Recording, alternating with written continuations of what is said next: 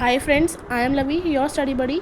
Now I will be solving class 10 standard math sample paper 2025. In this video I will be solving the complete section A. So now let's check out the first question. Here we have given A, B and C और LCM दिया हुआ है हमें और हमें x की value find करनी है. सो देखो इसमें जब भी हमें LCM दे रखा हो, HCF ऐसे कुछ भी दे रखा हो तो और हमें पता है कि हमें फाइंड करनी है x की वैल्यू, तो डायरेक्ट इसमें से वो टर्म्स देखो जिसमें x दे रखा है. इसमें x नहीं है, इसमें भी x नहीं है, बस इसमें x है तो इसको चेकआउट करो. So a equals to 2 to the power 2 into 3x and LCM equals to 3780.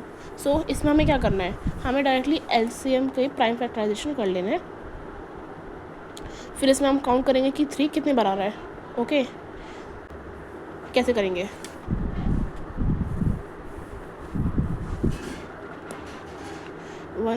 इसको सॉल्व करें तो 1890 और 2 9 18, ये 45. अब 2 से नहीं जाएगा तो 3 से जाएगा. 3105. अभी 3 से एक और बार जा सकता है. 3 is 9, 3 5 is 15. अब देखो यहाँ पे आगे 5 और 7 आ जाएगा ऐसे. तो इसमें देखो 3 कितने टाइम्स आया है, 3 आया है 3 टाइम्स. सो मतलब हमें x की वैल्यू क्या बचल गई, x हो गया हमारा 3, राइट. सो 3 आंसर हो जाएगा. Now next question. The shortest distance in units of the points 2, 3 from y axis is. देखो इसमें हमें शॉर्टेस्ट डिस्टेंस बताना है y एक्सेस से. जब भी हमें y एक्सेस से बताना हो तो हम देखेंगे इसमें कि x की वैल्यू क्या है. इसको आप पता होगा कि ये x की वैल्यू होती है, ये y की वैल्यू होती है. तो जब y से एक डिस्टेंस बताना है तो हम लेंगे x की वैल्यू, क्या है वो 2. और अगर इसमें पूछा नहीं है लेकिन अगर हमसे पूछा हो x एक्सेस से कितना शॉर्टेस्ट डिस्टेंस है तो हम लेंगे y की वैल्यू. सो y से इसकी वैल्यू कितनी है, x एक्सेस वैल्यू है इसकी 3. तो अगर y से पूछा हो तो आंसर हो जाएगा 2 और x से पूछा हो तो आंसर हो जाएगा 3. Okay next question. If the lines given by 3x plus 2ky equals to 2 and 2x plus 5y plus 1 equals to 0 are not parallel, then k has to be what? तो 4 option दिया हुआ हमें. अब हमें देखना है कि अब पहले आपको पता होना चाहिए इसके लिए कि पैरेलल की कंडीशन क्या होती है. हमसे पूछा है नॉट पैरेलल, तो पहले देख लेते हैं पैरेलल क्या होता है.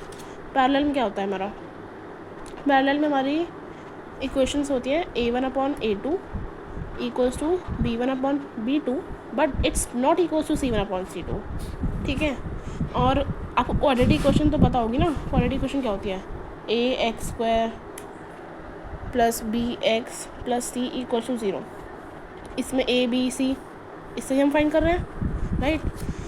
अब हमसे नॉट पैरेलल पूछा है, मतलब बाकी बची हुई लाइन दो कौन सी हुई, एक तो गई कोइंसिडेंट लाइन्स, राइट, और एक गई हमारी इंटरसेक्टिंग लाइन, राइट. तो अब कोइंसिडेंट लाइन की देखते हैं उसकी वैल्यू क्या होती है. इस कंडीशन में क्या होता है हमारा a1/a2, इसमें सब इक्वल होता है, b1/b2 इक्वल टू c1/c2. ठीक है.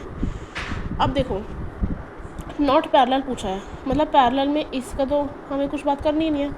a1/8 ये पैरेलल नहीं होना चाहिए, हमसे ये पूछा है ना. तो मतलब ये वाली कंडीशन सेटिस्फाइड नहीं होनी चाहिए. तो इसमें तो ये सेटिस्फाई हो रही है, मतलब ये वाली लाइन ये भी नहीं होगा. तो इंटरसेक्टिंग में क्या होता है, इंटरसेक्टिंग होता है हमारा a1/a2 is not equals to b1/b2, right. Not parallel वाली इसमें लाइन कौन सेटिस्फाई होगी, इंटरसेक्टिंग लाइन. सो ये वाली कंडीशन पुट करके देख लेते हैं. a1 क्या है हमारा 3, a2 क्या है हमारा 2 और b1 क्या है हमारा 2k और b2 क्या है 5. सो सॉल्व कर लेते हैं. इसको क्रॉस मल्टीप्लाई करेंगे तो 5 3 15 equals to 4k. Sorry it's not equals to, intersecting condition है ना. सो ये 4k, तो फिर k की वैल्यू कितनी हो जाएगी, इट्स नॉट इक्वल्स टू 15/4. ये आपको विजिबल तो है ना. यहाँ पे देखो तो क्या वैल्यू हो जाएगी, आंसर आ जाएगा हमारा not equals to 15/4. Now next question. Fourth question क्या कह रहा है, a quadrilateral ABCD is drawn to circumscribe a circle if BC equals to 7 centimeter, CD equals to 4 centimeter and AD equals to 3 centimeter, then the length of AB is what? So as usual 4 option दिए हमें. अब देखो, जब भी हमें ऐसा दिया हो कि कोई क्वाड्रिलेटरल है किसी अंदर, वो सर्कमस्क्राइब है सर्कल के अंदर, तो इस कंडीशन में क्या होता है? देखो, एक पैरेललोग्राम ऐसे होता है, इट इज़ ABCD. अब देखो, हमें इसमें किस वैल्यू क्या दे रखी है? BC की वैल्यू है हमारे पास,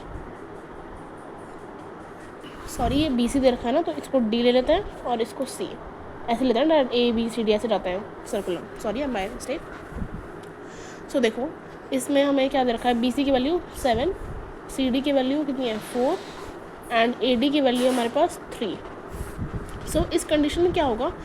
एक क्वाड्रिलेटरल में होता है दैट अपोजिट साइड का सम उसके बाकी दो अपोजिट साइड का सम की इक्वल होगा.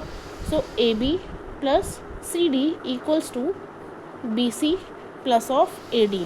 सो हमें AB तो फाइंड ही करना है, तो फिर इसको x ले लेते हैं मैं, और CD क्या है? 4 इक्वल्स टू BC कितना है? 7 प्लस AD कितना है? 3. सो क्या हो जाएगा? x plus 4 equals to 10. So x की वैल्यू क्या रहेगी? इधर माइनस कर देंगे, तो 10 माइनस 4 इक्वल्स टू कितना रहेगा? 6. So x length of AB means x क्या हो जाएगा? 6 centimetre. Okay, now next question. If sec theta plus tan theta equals to x, then sec theta minus tan theta will be what? So ये देखो, एक identity हमने पढ़ी है, A² minus B² equals to A plus B and A minus B. इसको ऐसे लिख सकते हैं, ये थोड़ा उसी फॉर्म का लग रहा है, इसको रैशनलाइजेशन कॉन्सेप्ट से भी करता है, वो ये कॉन्सेप्ट है ये, ठीक है. तो देखो, इसमें हमारा AC sec थीटा है, तो फिर देखो इसमें वैसे ही उसी फॉर्म का है, तो लिख लेते हैं sec square theta minus tan square theta, right, equals to sec theta plus of tan theta, और ये है sec theta minus tan theta. So इसमें वैल्यू पुट करते हैं. अब हमें आइडेंटिटी पता होनी चाहिए ट्रिग्नोमेट्री की. ये सेकेंड आइडेंटिटी है, sec square theta minus tan square theta कितना होता है? इसकी वैल्यू होती है 1, ठीक है. और ये कितना गिवन है हमें? x into sec theta minus tan theta, ये हमें फाइंड ही करना है, sec theta minus tan theta. तो फिर कितना हो जाएगा इसकी वैल्यू? इसको इधर ले जाएंगे, तो sec theta minus tan theta इधर जाके ये बस अकेला बचाइए, तो ये x इधर चला गया, तो 1/x आ गया, ठीक है. तो आंसर कितना हो जाएगा? Option number D. Now let's check out the next question. Which one of the following is not a quadratic equation? अब देखो, क्वाड्रेटिक इक्वेशन अभी मैंने पीछे बताया था, उसकी फॉर्म क्या होती है? ax² plus bx plus c equals to 0. ये वेरिएबल टर्म होती है हमारी, वो कॉन्स्टेंट टर्म, ये कॉन्स्टेंट है, इन दोनों के साथ वेरिएबल लगा होता है. तो अब हमें वो इक्वेशन देखनी है कि जिसमें या तो वो मतलब उसमें स्क्वायर ना लगा हो, या फिर वो लीनियर, मतलब स्क्वायर ना लगा हो तो क्या है? या तो लीनियर हो, या वो क्यूबिक इक्वेशन हो, या फिर और हाईएस्ट पावर की हो. तो देखते हैं, फर्स्ट ए पार्ट को सॉल्व करते हैं पहले. x प्लस 2 का होल, इसको सॉल्व करें तो क्या होगा? x² plus 4 plus 4x equals to, ये 2 है तो कितना रहेगा? 2x plus 6. तो देखो, इसमें तो आ रहा है ये x² तो बच रहा है ना इसमें, इनको सॉल्व करके भी, तो ये तो नहीं होगा, तो ये तो हमारा नहीं होने वाला. B option, x² plus 3x equals to, ये है -1, ठीक है, 1 माइनस 3x का होल स्क्वायर. सॉल्व कर लेते हैं इसको. Square plus 3x equals to, तो इसको बाहर रहने देता, अभी सॉल्व करते हैं.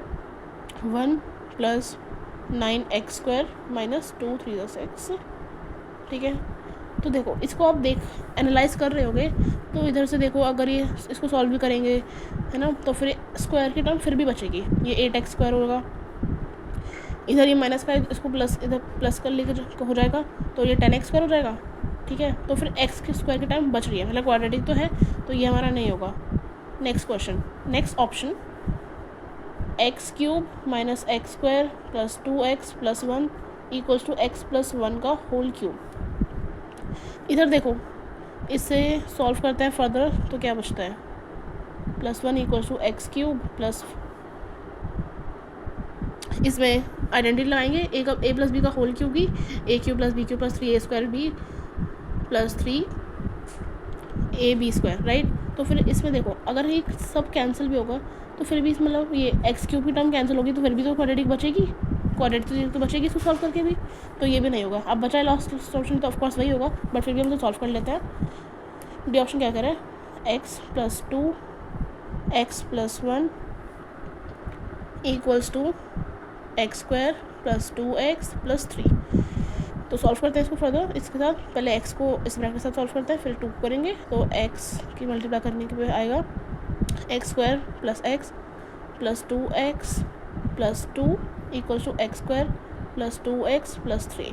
तो देखो इतना तो बहुत सारी टर्म्स कैंसिल हो रही हैं, एक्स स्क्वायर से एक्स स्क्वायर कैंसिल, ये 2x से 2x कैंसिल है ना, मतलब एक्स स्क्वायर कैंसिल हो गया हमारा, एक्स स्क्वायर नहीं है ना, मतलब क्या हो गया क्वाड्रेटिक, ये एक लीनियर इक्वेशन बन गई है, अब ये क्वाड्रेटिक नहीं है हमारी, तो मतलब ऑप्शन क्या हो जाएगा, यही हो जाएगा D option. Okay, question number 7 देखते हैं आप क्या कह रहे हैं।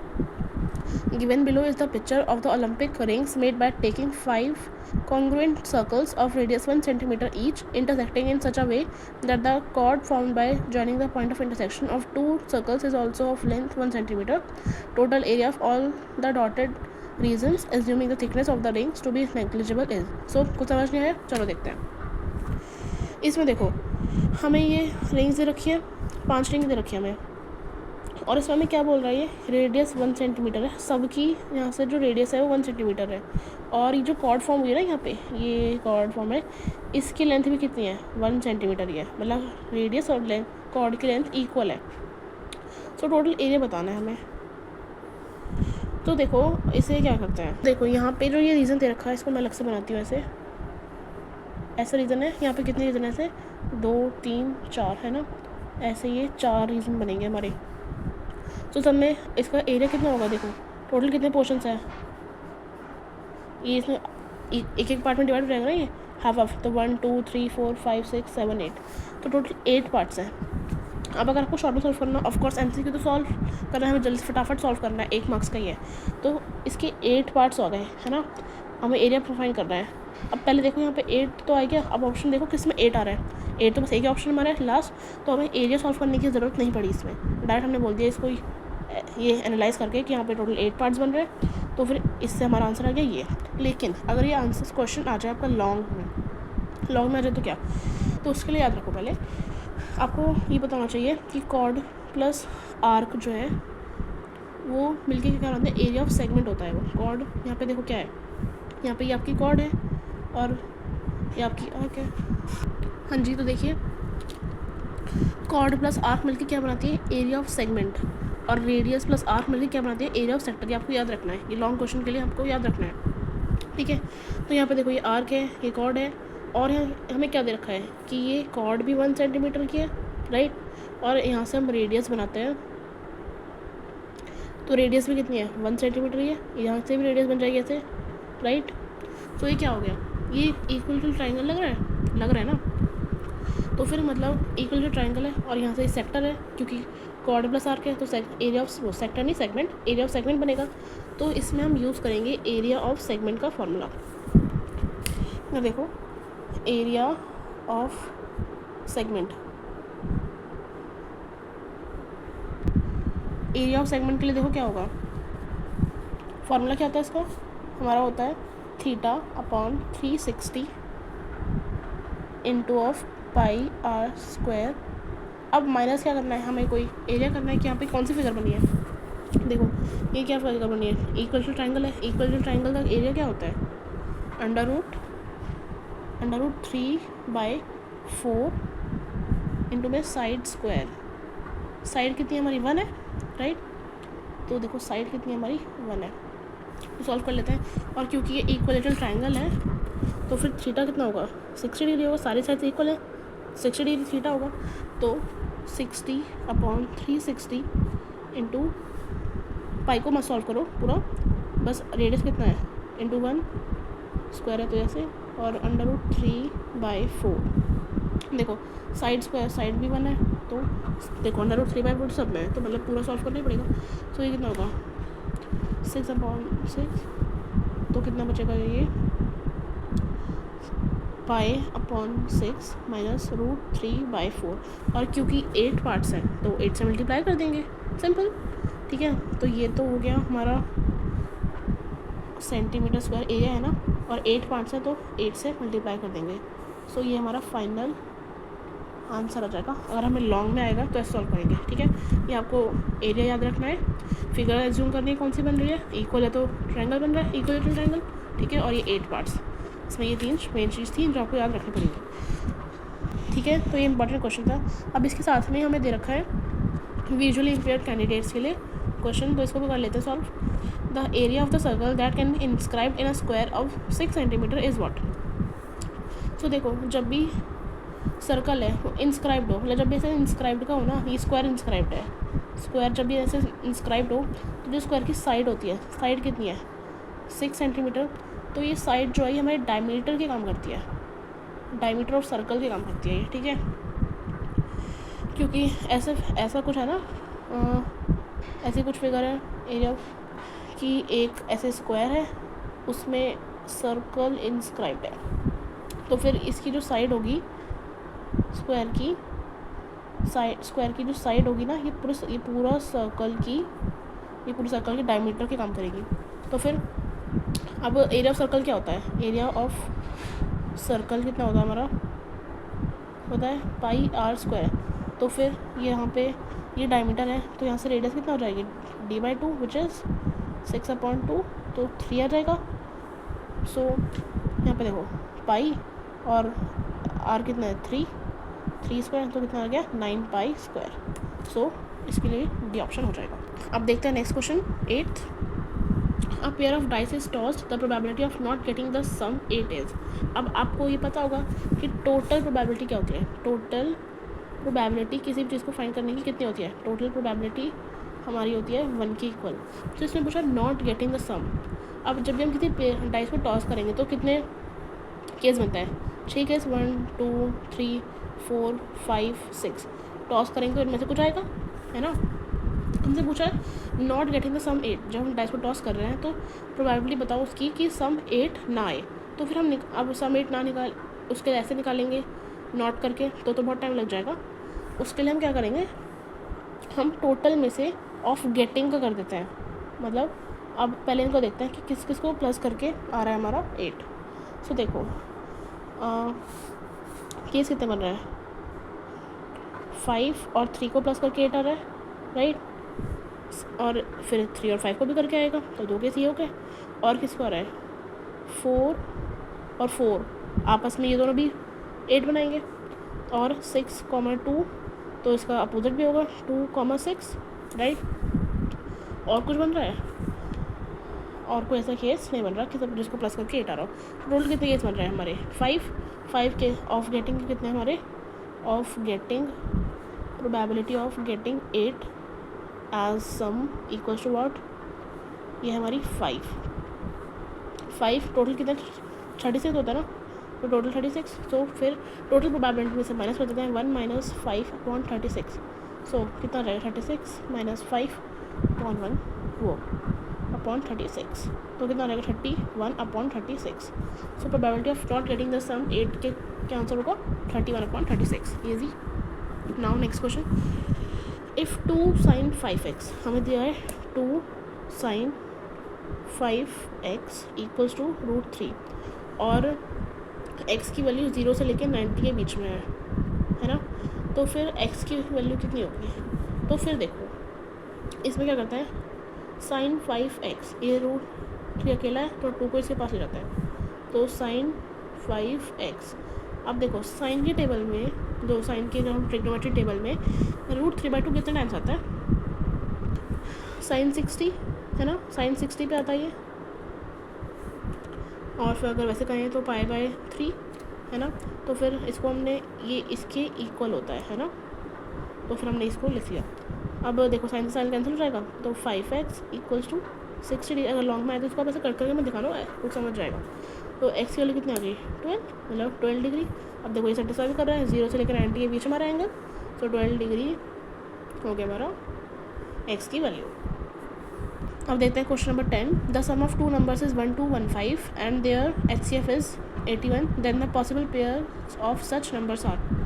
हमें पॉसिबल पेयर बनाना है, कितने नंबर को प्लस करके 1 2 1 5 आएगा और उनका HCF कितना होगा 81, सो देखो ऐसे केस में कुछ भी होता है ना, तो फिर हमारा क्या होता है, हमेशा सम में ना HCF ही छुपा होता है।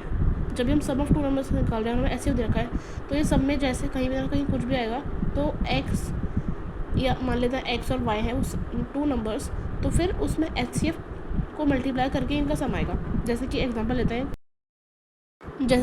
लेते हैं, कोई भी लेते हैं जैसे कि 25, इसको प्लस करके 2 नंबर जिसको प्लस करके 25 आए, तो 15 + 10 25 होगा। तो फिर इसके इनके फैक्टर्स क्या होंगे, 5 × 3 plus of 5 × 2 equals to 25, right. So highest common factor क्या आ गया इसमें, 5 दोनों में आ रहा है और हाईएस्ट भी है, तो 5 क्या हो गया इसमें, HCF हो गया इसका 25 का। तो सेम एज इट इज़ लेट कर लेते हैं 2 नंबर्स भी। हालांकि शॉर्ट में तो आपको इतना लिखने की जरूरत नहीं है क्योंकि MCQ है, ये लॉन्ग के लिए मैं बता रही हूँ। लेट 2 नंबर्स भी x and y, so x and y और HCF का दे रखा है 81, जैसे इसमें किया है वैसे करते हैं। So 81 × x plus 81 × y equals to कितना है, 1215। So 81x plus y common आ जाएगा इसमें से 1215। तो x प्लस y कितना रहेगा, सो इसको जब काटेंगे ये ऐसे, तो ये 15 आएगा। ओके, सो अब हमें देखना है कि ऐसे कौन से पेयर्स हैं जिनको x प्लस मतलब ये 15 आए प्लस करके। तो देखो ले लेते हैं एग्जांपल, लेट कर लेते हैं, पहले 1 से शुरू करते हैं। 1 + 14 इक्वल्स टू 15। तो देखो, तो ऐसा जब केस होता है, जब भी हमें HCF दे रखा हो ऐसे 2 नंबर्स, HCF में और क्या होता है कि जो नंबर्स हैं इनको प्लस करके जो 2 नंबर्स हैं ये आपस में कोप्राइम होना चाहिए। कोप्राइम क्या होता है, coprime which has only one as a common factor, जिसके पास सिर्फ 1 ही कॉमन फैक्टर होता है और कोई फैक्टर होता है जिनके बीच में कॉमन, बस एक 1 है। तो देखो 1 और 14 आपस में कोप्राइम है, इन दोनों के बीच में कुछ भी कॉमन नहीं है, ठीक है। तो मतलब हाँ ये हमारा हो सकता है। अब नेक्स्ट है 2 + 13 इक्वल्स टू 15, ये भी 15 होता है ना। तो फिर इसमें 2 और 13 ये भी आपस में कोप्राइम है, तो मतलब ये भी हो सकता है हमारा। और क्या होता है, 3 + 12 इक्वल्स टू 15। अब देखो 3 और 12 ये आपस में कोप्राइम नहीं है, क्योंकि 12 के जब हम फैक्टर करेंगे तो 3 आता है उसमें, तो फिर ये हमारा नहीं हो सकता। भले ही इसको प्लस करके 15 आ रहा है, लेकिन ये हमारा as a sum of 2 numbers हम नहीं ले सकते 3 और 12 को। नेक्स्ट देता है 4 + 11 इक्वल्स टू 15, ये होता है। अब 4 और 11 ये दोनों आपस में कोप्राइम है, तो मतलब इसको हम ले सकते हैं। और क्या है, और क्या होता है 5 + 10 ये आपस में कोप्राइम नहीं है, तो इसको नहीं लेंगे। नेक्स्ट 6 + 9 आपस में 15 होता है, बट ये कोप्राइम नहीं है, दोनों 3 के फैक्टर्स हैं। अब नेक्स्ट 7 + 8, अब इनमें कुछ कॉमन नहीं है, कोप्राइम भी है, तो इसको भी ले सकते हैं। तो देखो तो कितने पेयर्स हो गए, 1 2 3 एंड 4, सो 4 पेयर्स हैं जिनको प्लस करेंगे तो फिर जिनका HCF के साथ इनको प्लस करेंगे तो 15 आ रहा है, और सम ऑफ 2 नंबर्स 1 2 1 5 आएगा, HCF का 18 1 होगा। तो ये पॉसिबल पेयर हमें मिले हैं 4, so 4 is the right answer. Next question 11th, if the area of the base of a right circular cone is 51 centimetre and its volume is 85 centimetre, then the height of the cone is given as what. So देखो ये तो बहुत easy question है, इसमें हमें volume of पहले देखते हैं, वॉल्यूम ऑफ वो कोन है ना, कोन की बात हो रही है, तो वॉल्यूम ऑफ कोन कितना होता है, वॉल्यूम ऑफ कोन होता है हमारा 1/3 πr²h। अब एरिया ऑफ बेस, अब कोन देखो ऐसा होता है, ऐसा होता है कोन, तो फिर इसका नीचे वाला पार्ट क्या है, ये तो सर्कल है, तो मतलब ये πr² क्या है, ये सर्कल है ना, तो फिर इस सर्कल का एरिया है, तो फिर ये तो हमें दे रखा है, तो ईजी हो गया क्वेश्चन तो बहुत ज़्यादा। 1/3 πr² मतलब एरिया ऑफ सर्कल कितना दे रखा है, area of base of right circular cone 51 centimetre, radius find करने की जरूरत नहीं पड़ी, और हाइट हमें फाइंड करनी है कितनी है, ये वॉल्यूम, अच्छा वॉल्यूम दे रखी है हमें 85 सेंटीमीटर। अब देखो 17 3 का होता है 51 और 17 5 का होता है 85, सो हाइट कितनी आ गई 5 सेंटीमीटर, सिंपल।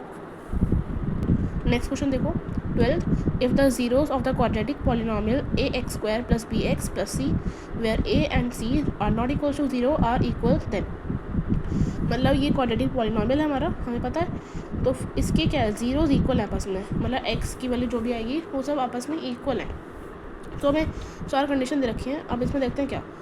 अब क्योंकि हमें इक्वल ज़ीरोज़ दे रखे हैं तो इक्वल ज़ीरोज़ की कंडीशन होती है क्या कि b² - 4ac इक्वल्स टू कितना होता है 0 होता है, मतलब b² इक्वल्स टू 4ac। देखो b के ऊपर तो लगा हुआ है स्क्वायर, मतलब b माइनस का हो प्लस का हो, उसको प्लस करके मतलब उसको स्क्वायर करेंगे तो क्या आएगा पॉजिटिव ही आएगा, है ना। तो मतलब इधर तो पॉजिटिव हो गया सब कुछ।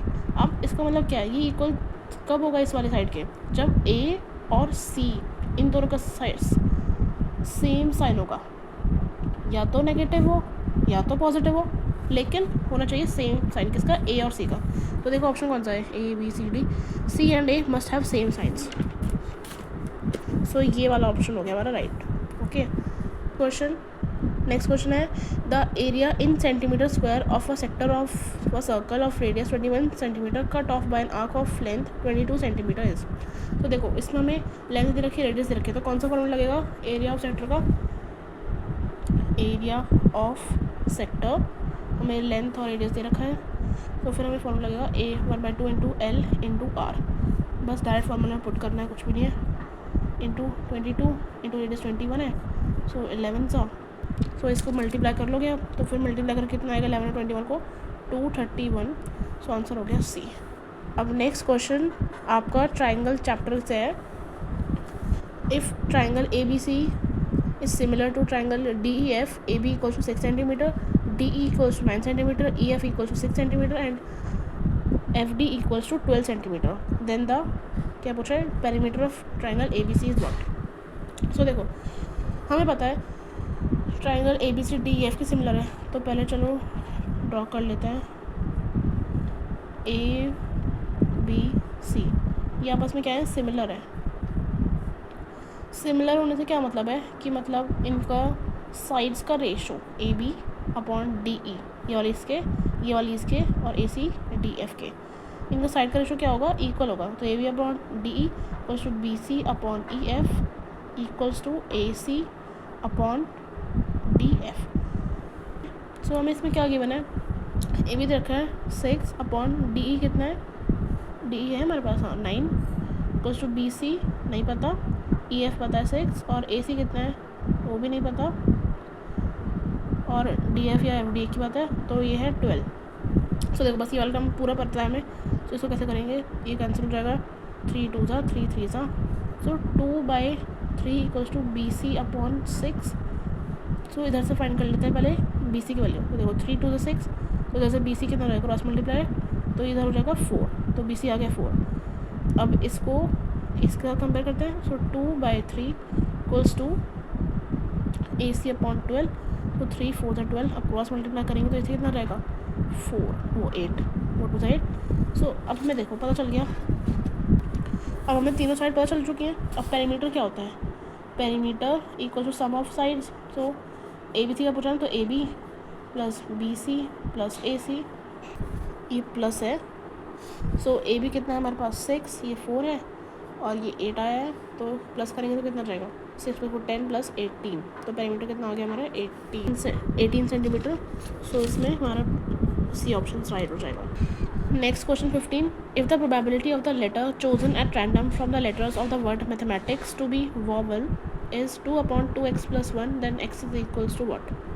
सो देखो यहाँ हमें एक कंडीशन दे रखी है कि इसको मैथमेटिक्स हमारा जो वर्ड है इसमें पहले देखो वॉवल्स कितने वॉवल्स हैं, A है, E है, वापस A और I, तो 4 वॉवल्स हैं, 4 वॉवल्स है ना। तो फिर इसमें हमें 4 वॉवल्स हैं और ये टोटल लेटर्स कितने हैं, तो 4, तो 4/11 ये किसके इक्वल दे रखा है, इज़ 2/2x + 1 इसके इक्वल दे रखा है। तो सॉल्व कर लो बस, इजी तो है। 2 2 = 4, इधर कितना हो जाएगा 4x + 2 इक्वल्स टू 11, तो 4x इक्वल्स टू 11 - 2 9, ये x equals to 9/4, B option right हो जाएगा। Next question 16, the points A B C D, हमें 4 पॉइंट्स रखे हैं, और द वर्टिसेस ऑफ, ये पूछा ये वर्टिसेस किसके हैं।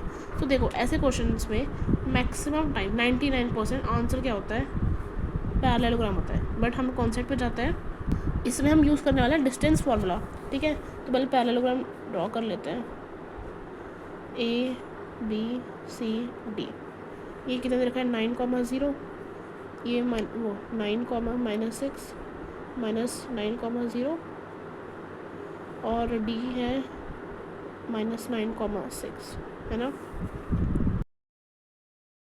डिस्टेंस फार्मूला क्या होता है, √x2 माइनस x1 का whole square plus y2 minus y1 का होल स्क्वायर, यही होता है। तो इसमें देखो ये x1 है, x2 है, वो सॉरी ये y1 है। अब हम इसमें, अब क्योंकि हमारा ये पैरेललोग्राम है, तो फिर अगर हमारा पैरेललोग्राम होगा तो जैसे मैंने बोला 99% केस में होता है, पैरेललोग्राम में क्या होगा, ए बी की लेंथ मतलब ये डिस्टेंस जो इक्वल होगा ये होगा सी डी के इक्वल, और ये ए डी और बी सी आपस में इक्वल होंगे, ठीक है। लेकिन अगर ये हमारा रेक्टेंगल होता है, क्योंकि इन दोनों में ही होता है ज़्यादा, या तो ये हो सकता है या ये हो सकता है। रेक्टेंगल में क्या होता है, डायगोनल्स जो है ना आपस में इक्वल होता है अगर ये रेक्टेंगल होता है, और आपस में बाइसेक्ट करते हैं। तो दोनों चेक कर लेंगे, उसके लिए ए सी और बी डी इक्वल होना पड़ेगा। तो पहले चेक करते हैं ये पैरेललोग्राम के लिए। सो हमारा ए बी कितना है, ए बी का डिस्टेंस कितना होगा, √, ये x2 y2 है इसके लिए, तो x2 कितना है 9 माइनस x1 9 का whole square plus y2 minus ये कितना है 0, नहीं ये है -6 और -0 का होल स्क्वायर। सो ये कितना आएगा, ये तो 0 ही हो जाएगा, प्लस -6 का होल स्क्वायर तो 0 बचेगा ना। तो फिर ये 36, तो √36 कितना होता है 6, ठीक है। अब फाइंड कर लेते हैं डी सी का। डी सी का क्या होगा, √-9 माइनस, और ये माइनस इधर भी माइनस है तो ये प्लस होगा, +9 होल स्क्वायर प्लस 0 -6 का होल स्क्वायर। तो ये कितना होगा, ये इधर भी ये भी 0 हो जाएगा, प्लस 6 -6 का होल स्क्वायर 36। सो ये भी क्या बचा √36, तो ये भी कितना होगा हमारा 6 हो जाएगा, राइट। सो मतलब ए बी और डी सी तो आपस में इक्वल आ गए, और ए डी और बी सी का भी चेक कर लेते हैं। चलो ए डी कितना है हमारा, √x2 माइनस x1। इसमें देखो इसके लिए ये वाला x2 और y2 बन जाएगा ए डी के लिए, तो फिर x2 कितना है इसमें -9 का होल स्क्वायर प्लस 6 -0 का whole square equals to √9 minus ये कितना होगा -18 का होल स्क्वायर, राइट, और ये +6 का होल स्क्वायर। सो 18 का स्क्वायर कितना होता है, ये +18 होगा, एक ही बात है, 18 का स्क्वायर हो जाएगा 324, और इसका 36, तो फिर इसका कितना आ रहा है, ये आ रहा है √360। सो ये कितना होगा, ये हो जाएगा हमारा 60, right. As it is find कर लेते हैं बी सी का भी। बी सी का क्या होगा, ये होगा -9, इसके लिए देखो ये बन जाएगा x2 y2 और ये x1 y1, है ना। तो देखो -9 और -9 का होल स्क्वायर प्लस 0 -6 का होल स्क्वायर इक्वल्स टू √, ये भी क्या है 18 का स्क्वायर ही बन जाएगा आफ्टर ऑल, और ये 6 का स्क्वायर, तो मतलब ये भी सेम बनेगा, सेम ही केस जा रहे हैं लोग। तो इसका भी √, करके कितना रहेगा 60 आ जाएगा। तो मतलब हम क्या देख पा रहे हैं, हम देख पा रहे हैं कि हमारा ए बी डिस्टेंस जो है वो इक्वल है डी सी के, यहाँ पे हमने प्रूफ किया, और हमारा ए डी डिस्टेंस जो है वो बी सी के इक्वल है। मतलब पैरेललोग्राम की कंडीशन सेटिस्फाइड है, ये पैरेललोग्राम है। अब अगर हमें कन्फ्यूजन होती है रेक्टेंगल के केस में, तो रेक्टेंगल के लिए हम चेक कर लेते हैं ए सी और बी डी, ये डायगोनल्स आपस में इक्वल होना चाहिए, क्योंकि रेक्टेंगल में इक्वल होता है और बाइसेक्ट भी करते हैं। तो चेक कर लेते हैं ए डी और बी सी की, लेकिन आंसर क्या होगा इसका पैरेललोग्राम, क्योंकि हम ये प्रूफ कर चुके हैं। चलिए चेक करके दिखाती हूँ मैं आपको। ए सी का डिस्टेंस, ए सी का डिस्टेंस कितना होगा, ये देखो यहाँ पे है ना। सो -9 -9 का होल स्क्वायर प्लस 0 - 0 का होल स्क्वायर। सो कितना होगा अंडर रूट ये कितना हो फिर से -18 का होल स्क्वायर तो प्लस 0 ये अंडर रूट 324। इसको बाद में सॉल्व करेंगे, अभी अब पहले बी डी सॉल्व कर लेते हैं। तो बी डी के लिए कितना होगा अंडर रूट, देखो बी डी के लिए ये किसी को ये x1 x2 और y1 y2, ठीक है। तो फिर यहाँ पे y1 y2 लिखा हुआ है, लेकिन मैंने पहले बी लिखा है इसलिए मैं इसको y1 मांग रही हूँ। ओके, तो देखो बी डी के लिए x2 - x1, तो x2 इसमें क्या है -9 और x1 क्या है 9 का होल स्क्वायर प्लस y2 क्या है 6 माइनस ऑफ ये देखो ये माइनस है, यहाँ माइनस करेंगे तो ये माइनस माइनस प्लस हो जाएगा, तो +6 का होल स्क्वायर तो कितना आएगा अंडर रूट 18 का स्क्वायर प्लस 6 + 6 12 का स्क्वायर। तो देखो यहाँ पे तो 0 था, यहाँ पे 12 है, मतलब इससे कुछ बड़ा ही होगा ये, मतलब इक्वल तो नहीं है ना, इक्वल तो नहीं है। AC और BD आपस में इक्वल तो नहीं है, मतलब रेक्टेंगल की कंडीशन प्रूव होगी, hence it's not a rectangle, hence it's not a rectangle. So हमने प्रूव किया कि ये हमारा पैरेललोग्राम ही होगा। आई होप कन्फ्यूजन नहीं होगी। अब देखो नेक्स्ट क्वेश्चन क्या है, the median of a set of 9 distinct observations is 20.5 each. If each of the observations of a set is increased by 2, then the median of a new set is what? तो देखो इसमें आपको पूरा median लगा के नहीं solve करना है, ऐसे तो आप बहुत टाइम लगा दोगे, इसमें डायरेक्ट करना है। वैसे भी MCQ है, क्योंकि इसमें लिखा है, देखो होता क्या है कि इस केस में मतलब जितना इंक्रीज़ किया है ना, जितना मतलब मान लेते हैं एक केमिस्ट्री का एक बार लेके करते हैं कि जितना रिएक्टेंट में प्लस किया है उतने प्रोडक्ट में भी लास्ट में जाके होगा, मतलब जितना ले रहे हैं उतना ही आएगा भी, ठीक है। तो देखो अब मैथमेटिकल टर्म्स में से करके देखते हैं, मान लेते हैं क्या देख रहा है, if each of the observation set is increase by 2।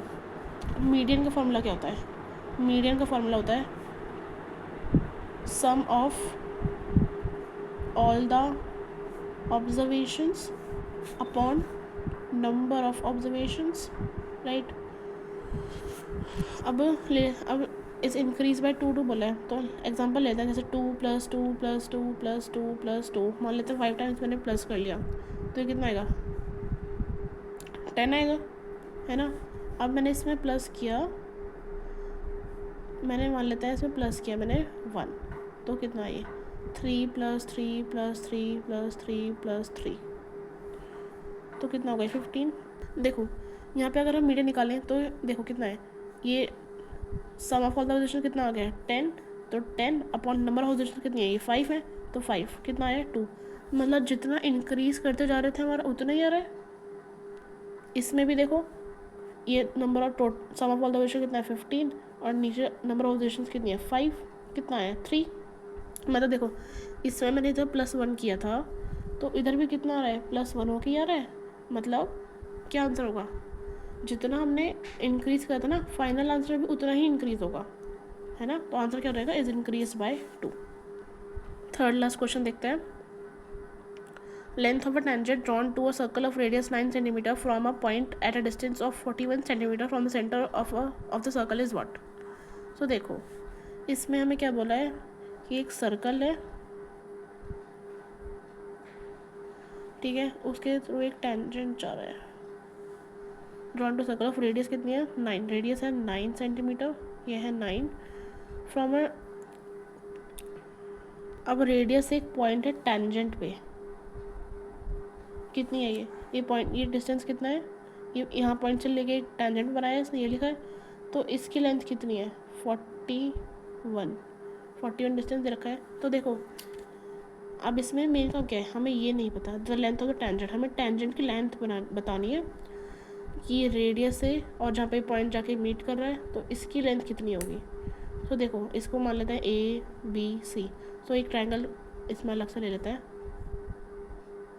तो ABC ये 9 है, ये 41 है, तो ये आपको पाइथागोरस थ्योरम जैसा लग रहा है, तो इसमें पाइथागोरस थ्योरम लगा देंगे। पाइथागोरस थ्योरम क्या कहती है, AC² = AB² + BC², है ना, जो सबसे बड़ी वाली साइड होती है उसके बाकी 2 अपोजिट साइड्स का सम होता है, स्क्वायर का सम उन दोनों साइड्स के स्क्वायर के सम के इक्वल होता है, ठीक है। तो फिर AC का स्क्वायर कितना है 41 स्क्वायर प्लस AB का square 9 square plus BC square.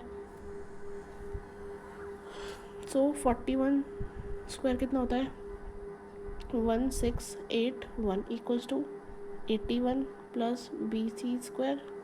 उधर कितना आ गया था 1681 equals to 81 plus BC square. तो देखो इसे माइनस करेंगे इससे तो कितना आएगा 1600 बच जाएगा। तो BC कितना होगा √1600। √1600 कितना होता है ये 40 होता है, मतलब BC कितना हो गया 40 centimetre. So which option is right, first one A option सही होगा हमारा। नेक्स्ट क्वेश्चन, नेक्स्ट 2 क्वेश्चन बचा है बस, और ये लास्ट के 2 असर्शन रीजनिंग। देखो असर्शन रीजनिंग में जो ऑप्शंस हैं आपके उधर मैंने साइड में लिख रखे हैं, इन ऑप्शन में से हम दोनों का चेक करके ऑप्शन लिख देंगे, ओके। देखो 19th क्वेश्चन क्या कह रहा है assertion the number 5 to the power n can not end with the digit 0 where n is a natural number. The number 5 to the power n मतलब n मतलब 5 की कोई भी पावर होगी, जैसे कि 5 स्क्वायर तो कितना आएगा ये 25। अब हमने जैसे 5 क्यूब ले लिया तो कितना आएगा 125 एज इट इज, मतलब जितने भी सबको जिसकी 5 के ऊपर जो पावर होगी उसको सॉल्व करके लास्ट में क्या बचेगा एंड डिजिट क्या है 5 ही 5 आएगी, 0 तो नहीं आ रही ना, कैन नॉट एंड विद 0 तो सही लिखा है। और एंड क्या है नेचुरल नंबर कुछ भी ले लो 1 2 3 4 1 से स्टार्ट होगा नेचुरल नंबर, ठीक है। और रीज़न क्या दे रखा है इसका a number ends with 0 if it's prime factorisation contains both 2 and 5। ये हमें पता है, रीज़न एकदम सही दे रखा है इसका कि नंबर 0 से एंड तब होता है जब उसके लास्ट में उसके प्राइम फैक्टराइजेशन में कंटेन होगा दोनों 2 भी और 5 भी, क्योंकि 2 × 5 क्या होता है 10 होता है, तभी तो लास्ट में जाकर 0 आएगा। तो असर्शन रीज़न दोनों सही है, और रीज़न जो है असर्शन का एकदम करेक्ट एक्सप्लेनेशन है। तो वाला ऑप्शन हो जाएगा both assertion and reason are true and reason is the correct explanation of A. तो देखो इसमें 19th का तो क्या हो जाएगा ए हो जाएगा, ठीक है। अब नेक्स्ट वाला क्वेश्चन क्या है असर्शन दे रखा है if cos a + cos square a equals to 1 then sin square a + sin to the power 4a equals to 1। Reason क्या दे रखा है साइंस रीज़न है हमारा sin square a + cos square a equals to 1। यहाँ में आइडेंटिटी दे रखी है। अब देखो सॉल्व करते हैं इसको cos a + cos square a equals to 1। तो इसको cos a को इधर लेके जाएंगे तो कितना हो जाएगा 1 - cos square a, और ये हमें पता है आइडेंटिटी होती है जो नीचे दे रखी है वही होती है। ये किसके इक्वल होगा तो देखो इधर लिख रहे हैं तो कितना हो जाएगा sin square a, मतलब जो आगे ही हमें दे रखा है इस वाले को सॉल्व करने के लिए हम cos a की जगह पुट करेंगे sin square a, मतलब इधर तो sin square है तो sin square a की जगह पुट कर देते हैं अब cos a। तो देखो इधर देखा है sin square a + sin to the power 4a equals to 1। sin square a कितना है cos a, अभी हमने देखा। तो फिर ये देखो ये पावर 4 है तो फिर इधर क्या आएगा cos square a। जब पावर 2 थी तो यहाँ कुछ नहीं था, जब पावर 4 है तो यहाँ पर एक पावर हो जाएगी, है ना 1 × 2 = 2 × 4 है ना 2 एक कम हो जाएगी 2। तो ये किसके इक्वल होगा 1 के इक्वल, और ये हमने इधर ये भी इधर यही था। और रीज़न क्या एकदम सही देखा है because sin square a + cos square equals to 1। ये हमारी फर्स्ट आइडेंटिटी है ट्रिग्नोमेट्री की, राइट। सो एकदम सही ऑप्शन है। सो आंसर ये असर्शन और रीजनिंग दोनों सही है हमारे। इसका 20 का भी क्या हो जाएगा ऑप्शन नंबर ए। एक चीज़ और बतानी मुझे, देखो क्वेश्चन नंबर 5 में ये हमें sec थीटा + tan थीटा दिया था और sec थीटा - tan थीटा की वैल्यू पूछी थी। अभी हमें ऐसे भी पूछ सकता है क्योंकि ये कि हमें मान लो दे दिया कि cosec theta + cot theta equals to कुछ भी दे दिया, ठीक है। तो फिर हमसे पूछ लेगा cosec थीटा - cot थीटा, ऐसे भी तो पूछ सकता है। इधर तो हमें कुछ ऐसे दिया था sec थीटा और tan थीटा दिया था, ऐसे भी पूछ सकता है। तो इसमें भी सेम फॉर्मूला अप्लाई करेंगे क्योंकि cosec square theta - cot square theta भी तो 1 ही होता है। तो इसमें भी सेम एज इसको a + b - b करके कर लेंगे तो सेम है। तो ऐसे भी आपसे पूछा जा सकता है कि मान लो अभी सैम्पल पेपर में ये दिया है, एग्ज़ाम में क्या पता ओरिजिनल एग्ज़ाम में आपको ये वाला आ जाए। सो यहाँ पे आपको सेक्शन 1 फिनिश होता है पूरा। आई होप आपको सारे क्वेश्चन समझ आ गए हो, को क्या कॉन्सेप्ट लगाया उसमें क्या फार्मूलाज यूज़ हुए सब समझ आ गए होंगे। अगर आपको कोई भी क्वेरी है तो प्लीज़ कमेंट डाउन कर देना, आई विल रिप्लाई। और अगर अच्छा लगा वीडियो समझ आया सब कुछ तो फिर सब्सक्राइब भी कर लेना यार। और एट लास्ट फिर लाइक भी कर देना. So okay, thank you guys. Meet you in the next video with next section. Bye.